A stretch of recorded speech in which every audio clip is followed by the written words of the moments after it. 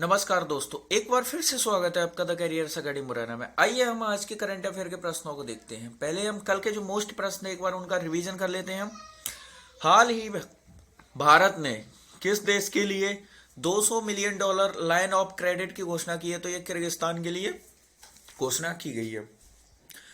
Next question है, हाल ही में FIFA under 17 महिला विश्व कप 2022 के शुभंकरण का अनावरण किस किया गया है? इसका नाम है ईवा नाम से किया गया है। नेक्स्ट क्वेश्चन देखते हैं, विश्व का सबसे बड़ा बिटकॉइन खनन केंद्र कौन सा देश बन गया है? तो ये अमेरिका बन गया है। अगला क्वेश्चन देखते हैं हम, विलुप्त हो चुके हिप्पोपोटामस एंटिकस का जीवाश्म किस देश में खोजा गया है? तो ये जीवाश्म ब्रिटेन में खोजा गया है। कहां पर? ब्रिटेन में। नेक्स्ट क्वेश्चन है, 2030 तक 30 मिलियन लोगों को कौशल प्रदान करने का लक्ष्य किसने रखा है? तो ये आईबीएम के द्वारा रखा गया। नेक्स्ट क्वेश्चन है, नासा के द्वारा किस ग्रह पर ट्रोजन क्षुद्रग्रहों का अध्ययन करने के लिए लूसी मिशन लॉन्च किया गया है? तो ये बृहस्पति पर लॉन्च किया गया है। नेक्स्ट क्वेश्चन देखते हैं, ओयो बोर्ड में स्वतंत्र निदेशक के रूप में कौन शामिल हुआ है? तो ये दीपा मलिक को शामिल किया गया है। नेक्स्ट क्वेश्चन है, हाल ही में किस हवाई अड्डे का प्रबंधन अदानी ग्रुप को मिला है? तो ये जयपुर हवाई अड्डे का प्रबंधन अदानी ग्रुप को और तिरुवनंतपुरम हवाई अड्डा, ये दोनों ही हवाई अड्डे, जयपुर अंतर्राष्ट्रीय हवाई अड्डा और तिरुवनंतपुरम, इन दोनों का ही जो है स्वामित्व अभी हाल ही में अडानी ग्रुप को मिल गया है। नेक्स्ट क्वेश्चन है, हाल ही में प्रधानमंत्री मोदी के सलाहकार के रूप में किसे नियुक्त किया गया है? तो ये अमित खरे को किया गया है। नेक्स्ट क्वेश्चन, राष्ट्रीय मानवाधिकार आयोग ने अपना 28वां स्थापना दिवस कब मनाया है? तो ये 12 अक्टूबर को अपना स्थापना दिवस मनाया है। और अभी तक आपने चैनल को सब्सक्राइब नहीं किया है तो चैनल को सब्सक्राइब करें, बेल आइकन दबाएं जिसकी आपको नए वीडियोस की नोटिफिकेशन मिल सके। वीडियो को लाइक करें, चैनल को सब्सक्राइब करें और अपने फ्रेंड्स के साथ इसको शेयर जरूर करें। साथ ही आप हमें इंस्टाग्राम पर ही फॉलो कर सकते हैं, टेलीग्राम चैनल को ज्वाइन कर लें जिससे कि आपको सारे वीडियो पीडीएफ की फाइलें एक साथ मिल सके। शुरू करते हैं आज का करंट अफेयर। आज के करंट अफेयर का पहला क्वेश्चन है, हाल ही में जारी अक्षय ऊर्जा निवेश आकर्षण सूचकांक में भारत किस स्थान पर रहा है? तो पहला, दूसरा, तीसरा या चौथा? तो भारत इसमें जो है कौन से स्थान पर रहा है? तो इसका जो राइट आंसर है ये है, भारत इसमें तीसरे स्थान पर रहा है। कौन से स्थान पर? तीसरे स्थान पर रहा है। और पहले स्थान पर कौन रहा है? तो देखते हैं इसमें, इस इंडेक्स में भारत प्रथम स्थान अमेरिका का, दूसरा स्थान चीन एवं भारत का तीसरा स्थान रहा है। यह इंडेक्स जो है इस बार का जो है ये 58वां संस्करण था, जो 2021 में इसका जो संपन्न हुआ है ये 58वां संस्करण था। अगला क्वेश्चन देखते हैं, हाल ही में वर्ल्ड स्टील एसोसिएशन के अध्यक्ष कौन बने हैं? तो वर्ल्ड स्टील एसोसिएशन के अध्यक्ष कौन बने? ऑप्शन है रजनीश कुमार, सज्जन जिंदल, अरुण कुमार मिश्रा, इनमें से कोई नहीं। तो इसका जो राइट आंसर है ये है सज्जन जिंदल।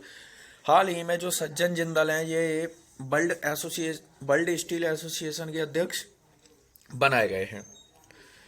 अब इनके बारे में हम देखते हैं, सज्जन जिंदल जो है ये स्टील एसोसिएशन के अध्यक्ष बनने वाले प्रथम भारतीय बन गए हैं। जेएसडब्ल्यू स्टील कंपनी के ये वर्तमान में चेयरमैन है। इनकी नियुक्ति 2021 से 2022 सत्र के लिए की गई है। और अब ये वर्ल्ड स्टील एसोसिएशन की बात हो रही है तो इसकी स्थापना जो है 10 जुलाई 1967 को हुई थी। इसका मुख्यालय ब्रुसेल्स बेल्जियम में स्थित है। इसके साथ ही हम अदर ऑप्शन डिस्कस करें तो रजनीश कुमार जो है ये रजनीश कुमार को हाल ही में जो है भारत पे के अध्यक्ष बनाया गया है। और अरुण कुमार मिश्रा जो है ये भी अभी अरुण कुमार मिश्रा इनको भी अभी हाल ही में बनाया गया है। अब ये किस पद पर नियुक्त किए गए हैं? तो इसका जो भी राइट आंसर हो उसे आप कमेंट बॉक्स में लिखकर बताइए, मैं आपको पहले वीडियो में बता चुका हूँ। नेक्स्ट क्वेश्चन देखते हैं, हाल ही में किसे बेगन लेदर पहल के लिए पेटा इंडिया पुरस्कार दिया जाएगा? तो बेगन लेदर पहल के लिए पेटा इंडिया पुरस्कार किसे दिया जाएगा? ऑप्शन है नरेंद्र मोदी, पीके संगमा, पेमा खांडू, योगी आदित्यनाथ। तो इसका जो राइट आंसर है यह है पीके संगमा, यानी क्वेश्चन नंबर 3 का ऑप्शन बी सही है। पीके संगमा को हाल ही में बेगन लेदर पहल के लिए पेटा इंडिया पुरस्कार दिया जाएगा। अब ये पुरस्कार क्या है इसके बारे में डिस्कस करते हैं। मेघालय के मुख्यमंत्री हैं पीके संगमा। कहाँ के? मेघालय के मुख्यमंत्री पीके संगमा को शाकाहारी लेदर पहल के लिए पेटा इंडिया पुरस्कार दिया जाएगा। किस लिए? शाकाहारी लेदर के लिए। अब पेटा की फुल फॉर्म क्या होती है पहले इसे देखते हैं, people for the ethical treatment of animals. ये पेटा की फुल फॉर्म होती है। मेघालय की बात हुई है तो मेघालय के जो राज्यपाल है सत्यपाल मलिक हैं। मेघालय की राजधानी शिलोंग है। मावसिन राम विश्व का सर्वाधिक वर्षा वाला स्थान है जो मेघालय में ही स्थित है। नेक्स्ट क्वेश्चन देखते हैं। हाल ही में केंद्र सरकार ने गर्भपात की सीमा बढ़ाकर कितनी कर दी है? तो गर्भपात की जो सीमा है ये बढ़ाकर कितनी कर दी गई है? तो ऑप्शन है इसके 16 सप्ताह, 20 सप्ताह, 24 सप्ताह या 28 सप्ताह।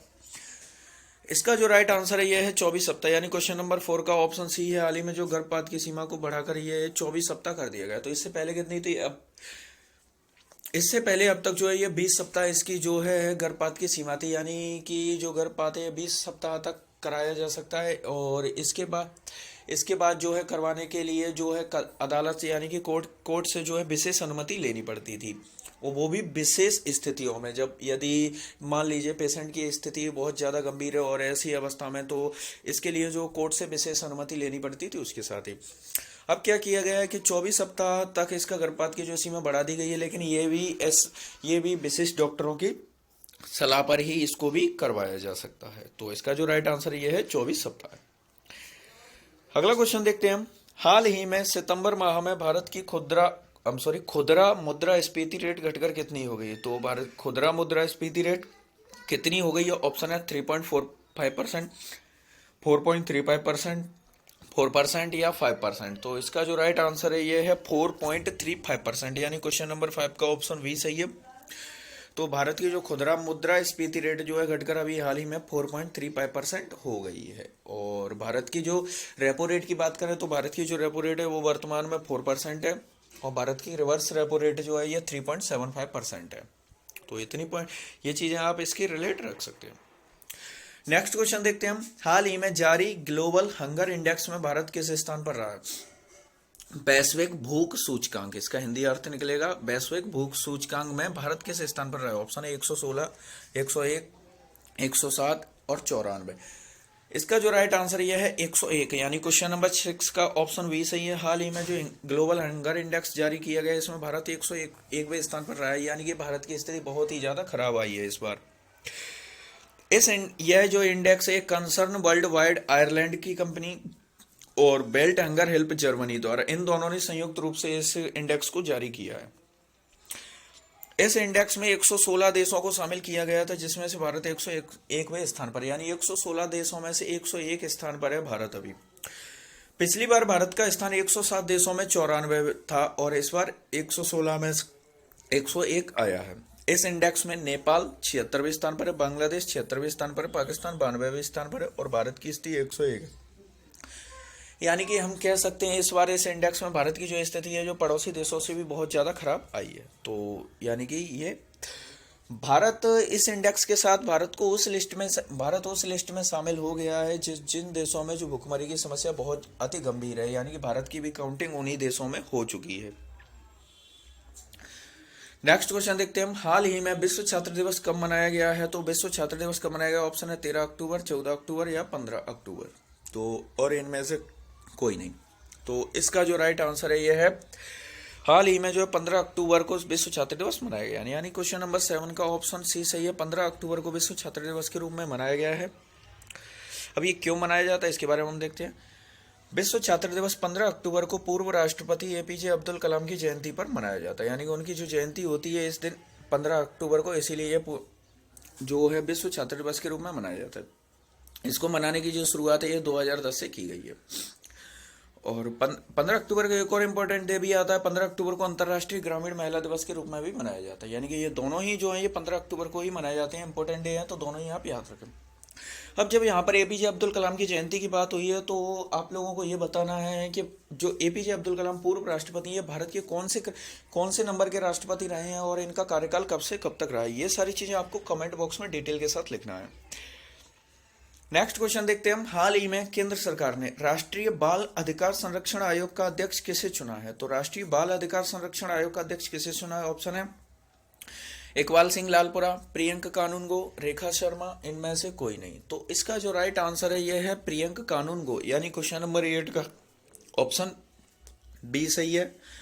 प्रियंक कानूनगो को हाल ही में जो राष्ट्रीय बाल अधिकार संरक्षण आयोग का अध्यक्ष चुना गया है।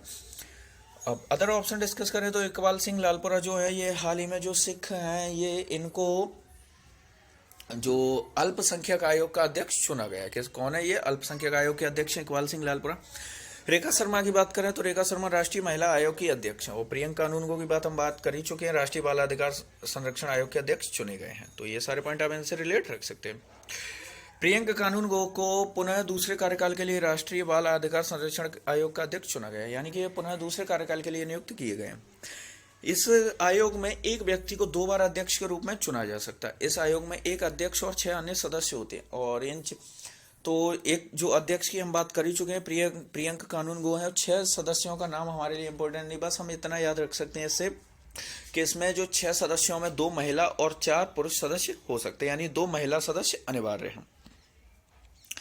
नेक्स्ट क्वेश्चन की बात करें तो हाल ही में किस राज्य सरकार ने सभी के लिए मुख्यमंत्री स्वास्थ्य योजना शुरू की है? तो मुख्यमंत्री स्वास्थ्य योजना सभी वर्गों यानी सभी लोगों के लिए शुरू की गई है। ऑप्शन है इसका मणिपुर, त्रिपुरा, नागालैंड, मिजोरम। तो इसका जो राइट आंसर है यह है मणिपुर, यानी क्वेश्चन नंबर 9 का ऑप्शन ए सही है।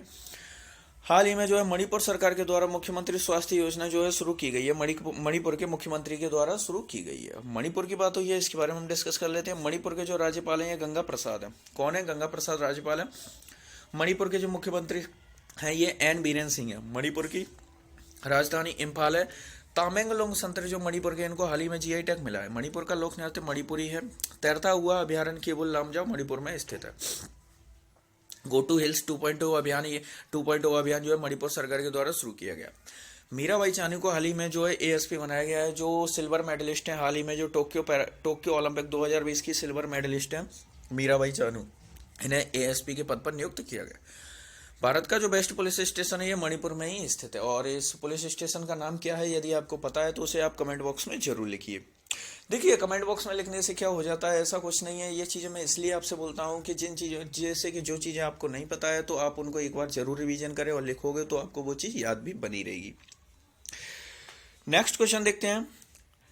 हाल ही में किस देश को 6वीं बार संयुक्त राष्ट्र मानवाधिकार परिषद का सदस्य चुना गया है? तो 6वीं बार संयुक्त राष्ट्र मानवाधिकार परिषद का सदस्य किसे चुना गया है?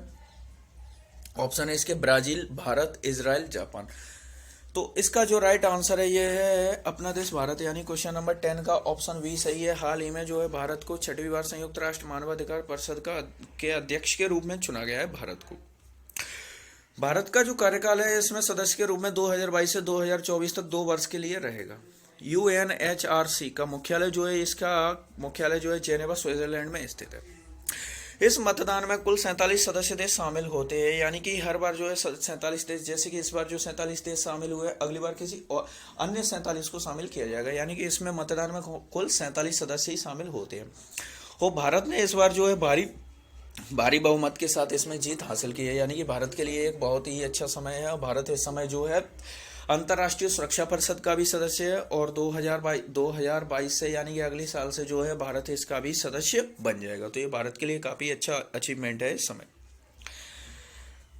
अब आपका कल का सवाल था, हाल ही में ISSF जूनियर वर्ल्ड चैंपियनशिप में भारतीय निशानेबाजों ने कितने मेडल जीते हैं? तो भारतीय निशानेबाजों ने 43 मेडल जीते हैं। अदर ऑप्शन को हम रिलेट करें तो जो 7 मेडल हैं हाल ही में टोक्यो पैरालंपिक 2020 जो हुए थे, इनमें भारतीयों ने जो है 7 मेडल जीते थे। और जो टोक्यो पैरालंपिक हुए थे उसके बाद उसमें 19 मेडल जीते हैं और 43 मेडल जो है ये 43 ISSF जूनियर वर्ल्ड चैंपियनशिप में जीते गए हैं। तो ये सारे मेडल्स आप याद रखें, क्योंकि आने वाले एग्जाम के लिए हमारे बहुत ही मोस्ट क्वेश्चन है। और अगर आपने अभी तक आपने अगर इनके वीडियोस नहीं देखे हैं तो इनके वीडियोस की लिंक आपको डिस्क्रिप्शन में मिल जाएगी। टोक्यो पैरालंपिक और टोक्यो ओलंपिक दोनों की लिंक आपको डिस्क्रिप्शन में मिल जाएगी, तो आप वहां से जाके इस वीडियोस को आप देख सकते हैं डिटेल में। अब आपका आज का सवाल है, हाल ही में किसने स्वतः ईंधन भरने की तकनीक यूफिल लॉन्च की है? तो ये जो है योजना, ये तकनीक किसने शुरू की है? यूफिल के नाम से। HPCL, BPCL, IOCL, ये सभी इनमें। तो आपका जो भी राइट आंसर हो उसे आप कमेंट बॉक्स में डिटेल के साथ लिखा कीजिए, क्योंकि जिन चीज़ों को लिख देते हैं उन चीज़ों को हम एक लंबे समय तक याद भी रख सकते हैं। वीडियो को लाइक करें, चैनल को सब्सक्राइब करें और अपने फ्रेंड्स के साथ इसको शेयर जरूर करें।